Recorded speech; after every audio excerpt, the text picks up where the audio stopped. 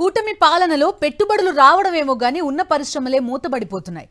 అనకాపల్లి అచ్యుతాపురంలో రాజరాజేశ్వరి లలిత Tripura Sundari company lockout ప్రకటించింది. దీంతో 500 మంది కార్మికులు రోడ్డున పడ్డారు. ఫ్యాక్టరీ ముందు నిరసన తెలుపుతున్నారు కార్మికులు. చేసిన పనికి జీతం చెల్లించడంతో పాటు 3 నెలల జీతం అదనంగా ఇవ్వాలని కార్మికులు డిమాండ్ చేస్తున్నారు. విద్యుత్ ఛార్జీలు పెంచడం వల్లే పరిశ్రమలు మూతబడుతున్నాయని చెప్తున్నారు. పరిశ్రమలకు రాయితీలు ఇచ్చి ఆదుకోవడంలో కూటమి ప్రభుత్వం విఫలమైందని విమర్శలుస్తున్నాయి. ఇప్పటికే అభిజిత్ ఫెర్రో, సాల్వేయన్ కంపెనీల్ని కూడా మూసేశారు. పూర్తి డీటెయిల్స్ అందిస్తారు మా కరెస్పాండెంట్ నాయుడు. చెప్పండి, లలిత త్రిపుర సుందరి కంపెనీ మూసేసినట్టుగా చెప్తున్నారు.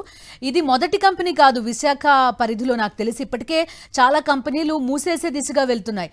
ఏం జరుగుతోంది, కారణం ఏంటి, యాజమాన్యాల వెర్షన్ ఎట్లా ఉంది నాయుడు, కార్మికులు ఏమంటున్నారు?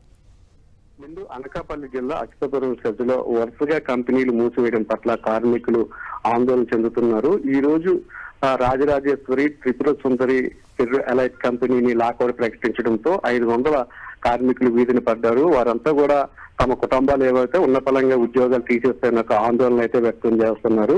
ఇదే తరహాలోనే అంతకు ముందు అభిజిత్ పేరులో సాల్వేన్ కంపెనీలు కూడా లాకౌట్ ప్రకటించారు. దీంతో కార్మికులంతా కూడా సుమారు 5,000 మంది తీవ్రమైన ఆవేదన వ్యక్తం చేస్తున్నారు. కూటమి ప్రభుత్వం అధికారంలోకి వచ్చిన తర్వాత కొత్త పరిశ్రమలను తీసుకురాకపోగా ఉన్న కంపెనీలను మూసివేస్తుంటే కనీసం వాటిని ఆపే ప్రయత్నం కూడా చేయడం లేదని చెప్పి కార్మికులంతా కూడా ఆగ్రహం వ్యక్తం చేస్తున్నారు. కనీసం ఫ్యాక్టరీని మూసేటప్పుడు తమకు ఎటువంటి సమాచారం కూడా ఇవ్వలేదు. చేసిన పనికి జీతం ఇవ్వడంతో పాటు కనీసం 3-4 నెలలు జీతం ఇస్తే కొన్ని రోజుల పాటు తమకు ఆర్థికంగా వెసులుబాటు కలుగుతుందని, మళ్ళీ కొత్తగా ఏదైనా పని చూసుకోవడానికి అవకాశం కలుగుతుందని, అటువంటి పరిస్థితి ఏమీ లేకుండా ఉన్న పలంగా లాకౌట్ ని ప్రకటించడం వల్ల వేలాది మంది కార్మికులు రోడ్లు పడే పరిస్థితి వస్తుందని, ఒకవైపు ఫ్యాక్టరీలు మూసేస్తున్నప్పటికీ కూడా వాటిని ఆపకుండా, వాటిని మూసివేయకుండా చేసే ప్రయత్నం కూటమి ప్రభుత్వం తరఫున ఏమీ చేయడం లేదని, ముఖ్యంగా విద్యుత్ ఛార్జీలను కూటమి అధికారంలోకి వచ్చిన తర్వాత ఇష్టానుసారంగా పెంచడం వల్లే ఈ పరిస్థితుల్లోని